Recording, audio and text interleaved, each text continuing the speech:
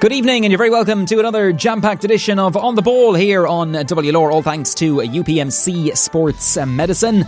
Very shortly, former Waterford and Tipperary hurler Andy Moloney, as Waterford are back in Croke Park for the first time since 2017. It'll be Waterford against Kilkenny in the All-Ireland semi-finals under the Croker floodlights next Saturday night. We'll hear from Matt Keane, who look back at the weekend's Premier League action. Jason Malumpy making his Premier League debut as Brighton get the better of Aston Villa.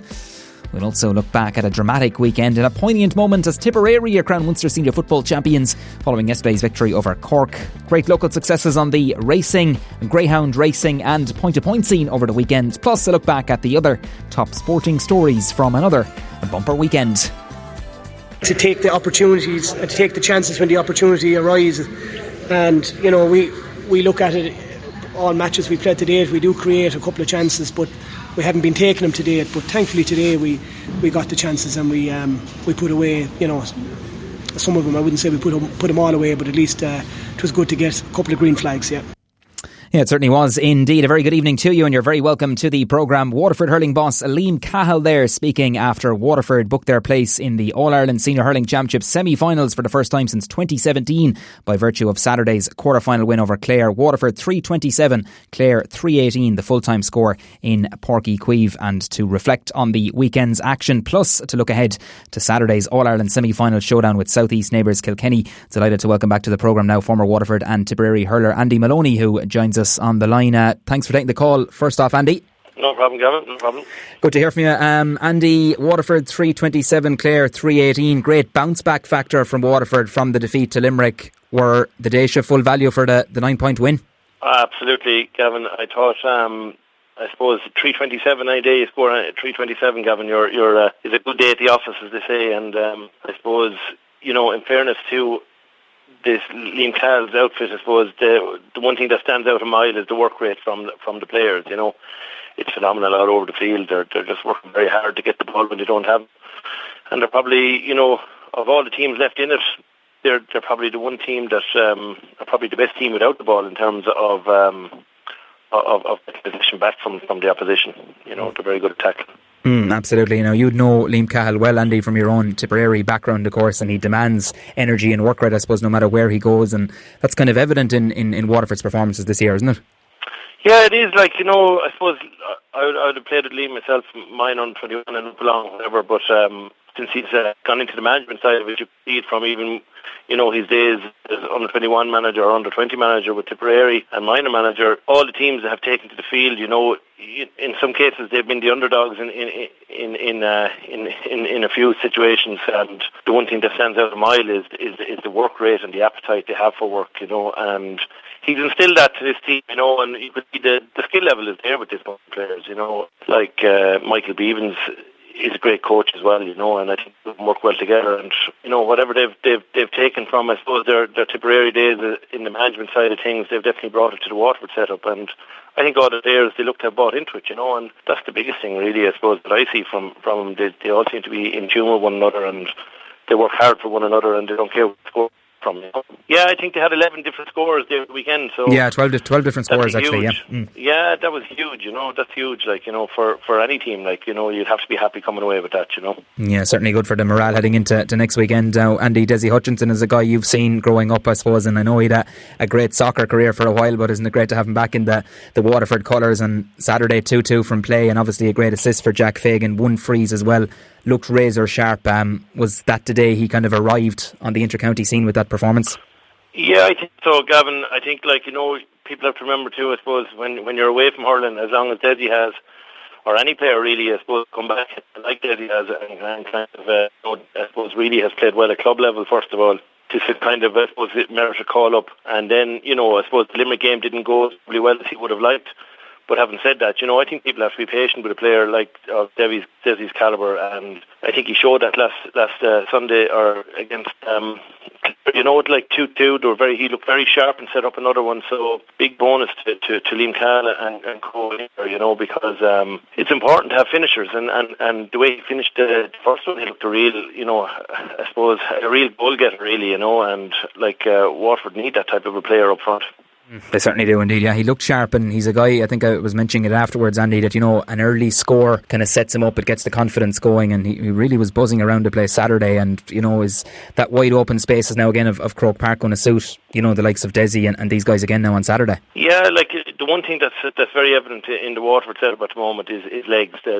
Every one of them are well able to move, they're well able to run, they're able to make space for another, and they're unselfish, you know what I mean? They're very good to pass the ball. Like, I think the third goal that Jack Fagan got, Desi could have put that over the bar, but he thought about man with a better position into him, and in fairness to Jack Fagan, he put it in the back of the net. So, like, that's the kind of work rate that, I suppose, that unselfishness that is needed, I suppose, to get to the next level. And I think, both Liam Cahill and Michael Beavens and Stephen Frampton, they've instilled that into these players, and I think it's very important, that they keep that momentum up, Yeah, let's hope they can carry it into next Saturday. 3-10 to 2-10 at half time. Andy, I suppose Clare had their own period of dominance. I know Tony Kelly went off or he carried on, but he was injured, I think, in the warm-up, and obviously suffered that ankle injury during the game. But the brace of goals from Aaron Shanaher, really brought Clare back into the equation. But I think Jack Fagan's goal before half time probably gave Waterford that bit of impetus at the break. I think he gave them a little bit of a cushion there as well. They went into the break. I suppose the team, the one thing that stands out a little bit is that the water break don't suit Waterford as much. You know what I mean? They were going very well in the first half, but the water break, Clare came back a little bit. I suppose Jack Fagan's goal definitely gave them that little bit of a cushion, but Clare did get their period of dominance. But Gavin, that happens in every game. Every team gets their period of dominance, and you kind of have to make hay while you do. And in fairness to the Clare, Aaron Shanahan, those two goals he took them well. But, Stephen O'Keefe pulled off a few good saves towards the end as well when they got in for a couple of more. So I suppose the one thing I would be worried about is the fact that even though we scored 3 goals at one end, we definitely showed that teams can get at it at the other end. I think we need to tighten up on that side of it. Yeah, definitely. And on that, actually, we're just going to take another clip there from the Waterford boss, Liam Cahill, who says he wants his side to tighten up the moments of complacency, which Andy mentioned there about the 3 goals on Saturday. So we'll just take a clip from Liam there, who was speaking after Saturday's action in Páirc Uí Chaoimh. That's be a major concern for me leaving today. It's just to get behind what happened there. It looked like a big lapse in concentration, especially for the 2 goals in the first half, when we looked to be in control of the game early on, and then to allow that to happen and go in at half time, really in a dogfight. So we really have to shore it up at the back if we're to have any chance of progressing to an All-Ireland final. Yeah, so there you have it, Andy. I suppose he holds no punches, Liam. He's a real honest character, and he said it even after the Munster final that moral victories are no good. He wants Waterford to perform to their highest level every time they go out on the pitch. Oh yeah, absolutely. I'd be good friends with Mikey Beavers as well, and I know from talking to him, they were devastated to lose the Munster final. Whereas I suppose a lot of ourselves are delighted that we're back in Munster final and showing signs of progress. I know they were very disappointed to lose that, because obviously when they get to these finals they want to try and win them, and I think you can see that in these players that they're going for it. They're definitely the impetus is with Waterford at the moment. In the players, as I said earlier, they're all buying into it, but they're definitely going for these matches. They're not standing on ceremony now. Looking at other teams, they're kind of going for the juggler, and that was, I suppose, the most important part of last weekend was that when Clare did put it up to the lads, that they drove on, that they didn't sit back and make it a kind of helter-skelter for the rest of the game, that they actually drove on and got their scores and ran out good winners in the finish. Yeah, definitely full value for the 9-point win, and you alluded to response there, a great response to Aidan McCarthy's goal, of course, and Waterford kind of were a bit maybe uncertain at the back for that goal. I think that was reduced it to 4 points, but Waterford's response, once the if you want to call it the fourth quarter, I suppose it's like a game of quarters now with the water breaks, really drove on and outscored Clare, Andy, in that last period. Yeah, they did, and Aidan McCarthy's goal was a well finished goal, but who I was impressed with was actually Conor Prunty. Now, he was on a yellow. Your man had got a goal or two off him there, Aaron Shanahan, and he still drove on. Another player would have went back into his shell. He came out of it and he kind of still drove on, and that's a good sign of a player.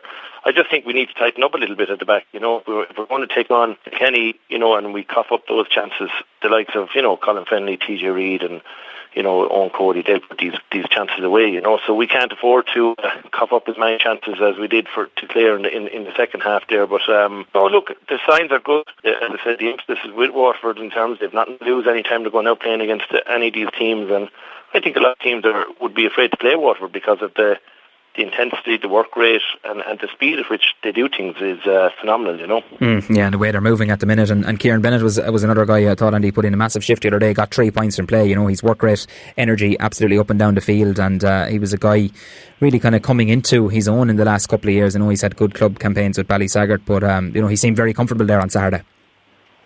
Absolutely, and like, the two Bennetts, in fairness to them, they're working very hard at home. Kieran Bennett and Stephen working very hard for the team. And as I said, it's a panel. It's gone a team now. It's nearly a panel because, like, all the players that came brought on all worked hard. Conor got 2 points when he came on.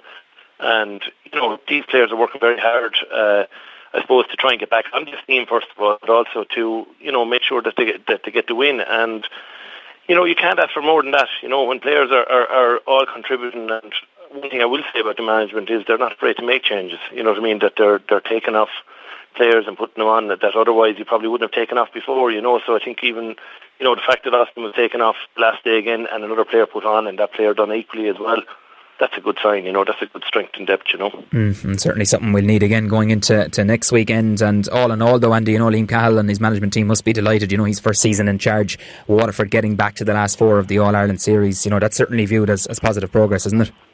Oh, absolutely. Yeah. Like, you know, I suppose anyone following Waterford for the last couple of years, you know, that's where you want to be. You know, that's the benchmark really. And you know, Liam Cahill in the first season is after getting this team back here. You know, but again, knowing Liam and Michael and Stephen, the mentality there wouldn't be just to, you know, it's not a moral victory. They want to get back and they want to win. You know, so there's every chance. I think there's a great chance against Kilkenny. I don't think this is the best Kilkenny team that ever Kilkenny, and I think the lads are well capable of them, you know.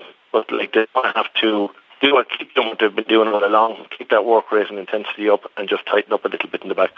Yeah, certainly plenty of food for thought, but it's going to be a huge game. I know, obviously, no one in Croke Park, but I suppose players have become accustomed to that now, Andy. The last couple of weeks, I suppose they're still getting on, and you know, I've been up there myself Saturday. You could hear that the encouragement from the line, and even the Waterford subs driving each other on. There's a great unity amongst the squad.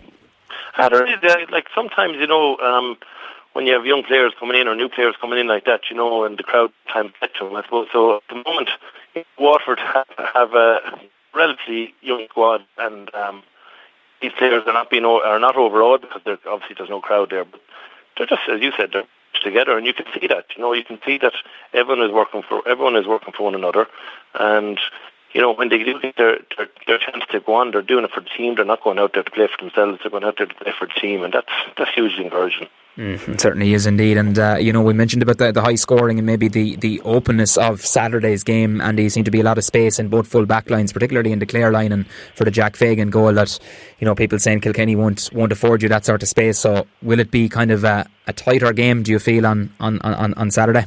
Definitely think the physical stakes will be up again. I think knowing the Kilkenny-Waterford rivalry, Kilkenny won't want to lose to their near neighbours, you know. So I think the physical stakes will be up. But I think if you look at just the Waterford game, I think if you look at a lot of the games, there's a lot of loose hurling, you know. A lot of players getting more time on the ball than what they normally would, you know. And whether that's just the fitness levels have gone up another notch, or it's the movement from the players the whole time, that there's actually, you know, I suppose hurling has nearly gone into a more kind of elongated version of football, really, where it's just kind of, you know, passes are going 50 yards, they're running on, taking another hand pass back, and you're delivering it in quick again into the full forward line. You know, it's not just a case of clearing the ball up the field anymore and leaving it at that. It's just constant movement, constant fitness. And I just think, like, even look at the Waterford team, the fitness of these players is just phenomenal. Like, you know, to be out, they're on the road nearly 3-4 weeks in a row now, and they didn't look tired. You know, like another team would probably look tired if they again last Saturday or whatever. You know, they're going out again Saturday against Kilkenny, and you know, they just seem to be able to get back, recover quickly. So it's a testament to the training that they're doing, you know, and it's a testament to the management team and the players themselves for putting in the work. But look, I think, Kevin, to be honest, Kilkenny is going to be a step up on the Clare match, no doubt about it. I do think Kilkenny, though, are not as strong in the backs as they were once, and I think if the lads bring that work rate intensity and keep them on and running, I think they can do it, you know. Yeah, it would be super indeed. But I suppose Kilkenny showed their pedigree again, Andy, in the Leinster final when it looked like it was going away from, and then I know they sprung Richie Hogan, that magical goal. He got 1-2. TJ Reid all of a sudden came to life as well. So they have the forwards to hurt you, I suppose, if they get that quality supply. Well, that's it. They have the forwards, definitely. And I suppose that's the one thing we would always see in the Kilkenny teams, they have the forwards. But like, I suppose over the last couple of years, there has been a bit of transition going on, and the backs wouldn't be as strong as the lads that were there previously. But that said, we have a very good backline. I think, like, you look at the Waterford backline, it's very strong. You know what I mean? Now, you look at, I think Shane Fox was there for the Limerick game. He got injured. They brought in Ian Kenny. Ian Kenny done okay again the last day. You know what I mean? Everyone just fits into it. They have a job. They know what to do. And, McNulty has done very well in the corner as well. So, look, the Waterford backline is strong. They just have to keep it tighter. They just have to keep it a little bit tighter, whereas that means half-hour line have to drop out a little bit more so the midfielders can get back. But they definitely have to keep it a little bit tighter there, because you just can't cough up chances to TJ Reid one-on-one with a goalkeeper. 9 times out of 10 he's going to put that in the back of the net, Yeah, it certainly promises to be intriguing battles all over the field. 6 o'clock Croke Park Saturday night. The second semi then Galway and Limerick. 4 o'clock back in Croker on Sunday afternoon. Galway dethroning the All-Ireland champions Tipperary, Andy, 323 to 224. Probably game of the season at the LIT Gaelic grounds on Saturday. Late goal there from Aidan Hart, sealing victory for Galway. But I suppose was the big talking point and the big moment the second yellow to Cathal Barrett. Yeah, I suppose whatever but second yellow, I think the first yellow was the one that I say, listen to people at home that they were probably had a little bit more grievance with. Right. Look, I suppose at the end of the day, Galway and Tip has been very between them over the years, and Galway do raise their game when they're playing Tip, and I think, myself personally, I thought Tip were struggling the last couple of games, that they were just barely getting over these games, and I suppose everyone thought after beating Cork that it would be, or a bit of momentum would gather. And in fairness, look, they did play well enough there last weekend, but there's no way a wing back could be beating the goalkeeper from 25 yards, from a low shot. So the goalie should have saved that last shot for the goal. But look, no one can begrudge Galway. They're a good team. They were All-Ireland champions there in 2017, and themselves in Limerick is going to be an entertaining match as well, and I think if any team can beat Limerick, I think it's probably Galway, Yeah, two intriguing and mouth-watering semi-finals to look forward to. We'll have Waterford Kilkenny live in WLR Saturday night as well, thanks to George Corbett-Skoda, Kieran O'Connor and Shane Ahern on commentary duty. Just finally, before we leave you go, Andy, I suppose we have to mention the Tipperary footballers, the toast of the weekend, really. Munster champions, first time since 1935, and given the weekend that was in it as well, it really was a special moment. I suppose you couldn't have really scripted it, really, could you? Yeah, very poignant moment. For I suppose the area I'm from in Tip will be all South Tipperary, will be all football, to be all football. Look, it means a lot to those clubs, the people around that area, who kind of, I suppose, have been servants of Tipperary football for years and probably have got nowhere, and I think of Declan Brown and the likes of these players over the years who played for years and never won anything, and to see these players coming through yesterday and put in that performance, it was phenomenal. And I suppose, again, the year that's in it and all the background with Bloody Sunday and what have you, and Michael Hogan, it was a huge performance. And to do it in the same jerseys, the same colour jersey anyways, that they did it in 1920 was phenomenal. But I thought it was amazing, actually. The four semi-finalists in 1920 are the same four semi-finalists in 2020, so it's a bit eerie that way, all right. And I'm not saying Tip will win the All-Ireland now. I'm not going that far. They'll have to leave on those jerseys, I think, Andy, for the Mayo game, will they? I think they will. I think they definitely have to keep them on full time. They probably won't allowed to take them off. They certainly won't. It was a great moment and a brilliant weekend for sport. Andy Moloney, appreciate you taking the call. Good to chat to you. Mind yourself. Thanks very much, Gavin. Thank you. We are WLR. We are Ireland's local station of the year.